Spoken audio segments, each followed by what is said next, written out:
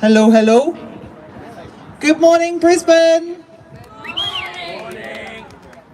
Good morning. Welcome to our speaking event. Thank you so much for everyone who's turned up. It's amazing to see you all. It wasn't that long ago that we didn't have too many who were willing to come out to do this kind of thing. So to see more and more people coming out is really great. I want to use my platform today to shine a light on the treatment that we receive as women speaking by the Queensland Police Service. With honour we serve is their motto, but who do you serve? Queensland police officers often tell us, women, that the men who turn up regularly to threaten and intimidate and harass us are doing nothing wrong, and that they have every right to do that. This is their exact words to us. We've been told by police officers and council people that we, the women, are the ones who are being aggressive. Hey! And when we ask for proof of our so-called aggression, we get radio silence. We often get no replies from the people in authority when we ask for how to go forward with our speaking events, knowing that there is a group of violent men who want to attack us and shut us down. All we are asking for, as tax-paying members of society, is to be taken seriously when we feel that we are in danger from male violence. We don't think that's too much to ask. Why do so many women that I know, myself included, have stories and experiences of being treated totally unfairly and with contempt by the Queensland Police Service, specifically the male police officers?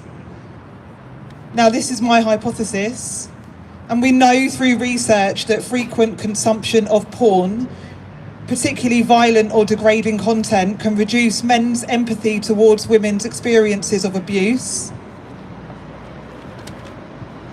which is my opinion, what is contributing to the dismissive responses from male police officers when women report male violence. The male Queensland police officers aren't a magical subset of pure good men. The Queensland Police Service is made up of normal human beings, normal men. We know that upwards of 90% of Australian men consume porn regularly. The Queensland police officers are no different from your average man. Pornography often objectifies women or depicts them in submissive, coercive or degrading situations, which has normalised harmful attitudes towards us women.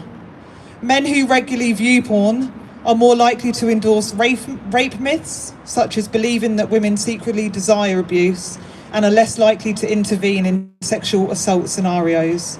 This extends, I believe, to professional contexts where male police officers, approximately 72% of Queensland sworn officers are male, may unconsciously or otherwise minimise the severity of our reports of violence.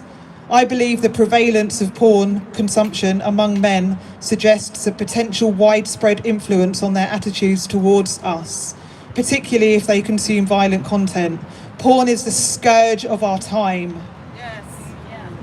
At our last speaking event, the usual group of aggressive men turned up to intimidate us, metres away from us, shouting and threatening us. They turned up with a brass band.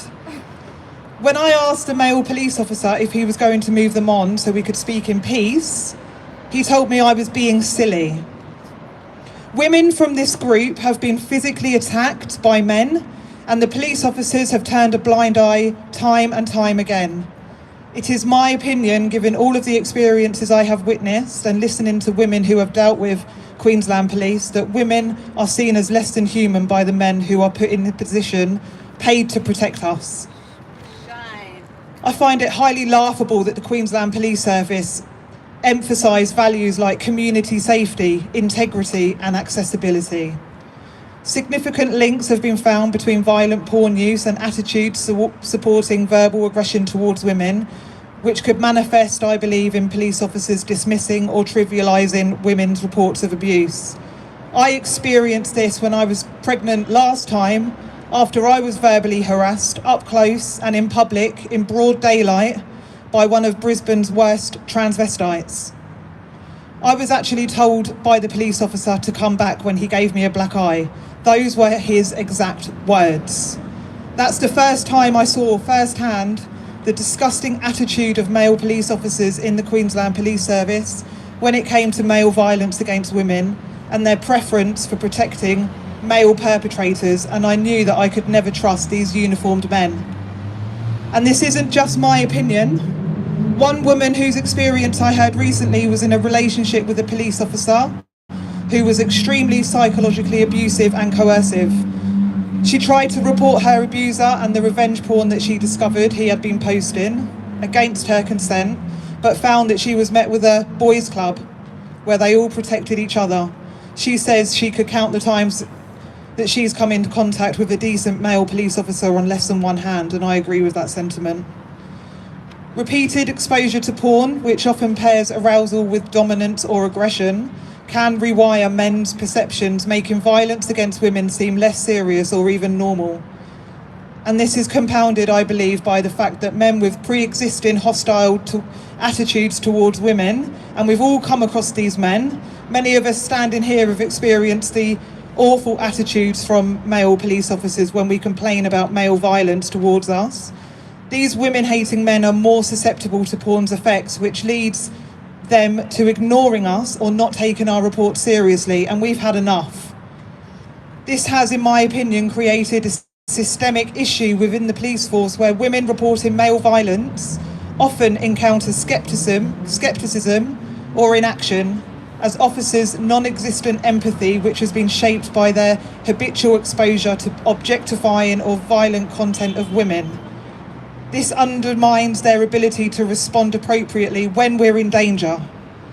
The correlation between porn consumption and diminished sympathy, I believe, contributes to the broader pattern of women feeling dismissed and ignored by the police. Porn is a pervasive issue that demands a cultural shift to reject its normalisation. As mothers, we have a responsibility to empower our daughters, to value themselves, and seek relationships with men who respect them fully, away from the influence of porn. We must teach our girls that they deserve partners who prioritise genuine connection over porn. We should guide our sons to understand that true strength is found in self-respect and integrity, not in consuming content that objectifies us. Parents, please consider going screen-free for your children. And it's not a popular opinion, I know. So many women on our side don't agree with me on this, but despite our best intentions as parents, research again and again shows that our children as young as 9 are consuming porn online, even if you think they aren't. By setting firm boundaries, which is our duty as parents, we can protect our kids from the scourge of porn. Thank you for listening.